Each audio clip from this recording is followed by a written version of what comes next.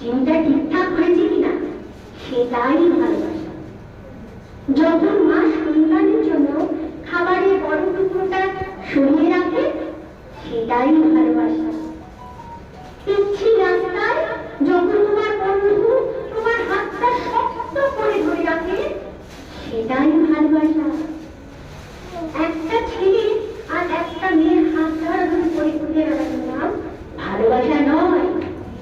ভালোবাসা হলো যখন তোমার একটা একটা ছোট্ট মেসেজ তোমার বন্ধুর মুখে হাসি ফোটায়, নিরাপত্তা, বন্ধন, বিশ্বাস আর একটু যত্নে নামে ভালোবাসা। তাই বলি ভালো